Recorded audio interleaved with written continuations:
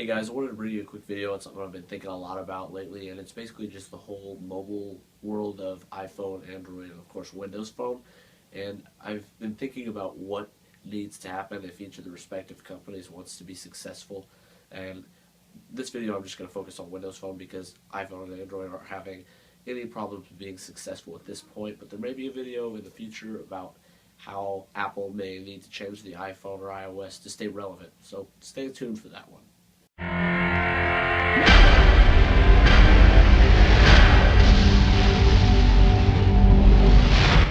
Now basically all I want to make this video about is why Windows Phone is doing what it is and what Microsoft needs to do if they want to stay relevant in the mobile world. So basically, as you know, a large portion of the market share goes to the iPhone, huge, especially in America, different from overseas.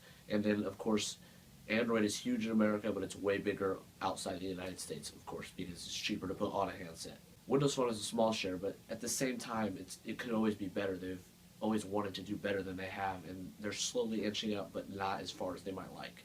Now, if Microsoft wants to stay relevant, here's what I think they have to do.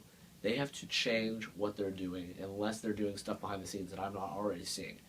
The other day we saw them come out with leaks of a notification center possibly in Windows 8 Phone 8.1, which would be great. You know, that's something that's missing, and that's one of the things that maybe some people don't buy a Windows Phone because of. Here's my thing with that though.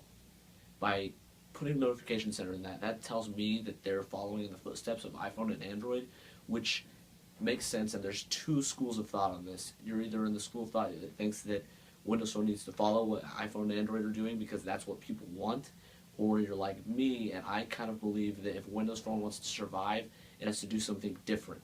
And here's why I think that. Basically, the people who want iPhone and Android, they want those phones because that's what they want, if that makes sense at all. People who want Windows phones right now want Windows phones because of the way it looks, maybe there's some features that they like that Android doesn't have, but they want Windows Phone because it's different. And if they want anyone else to switch or new people to get Windows phones, they have to convince people that Windows Phone is different enough that they want it for a specific reason, for a new feature or whatever it might be.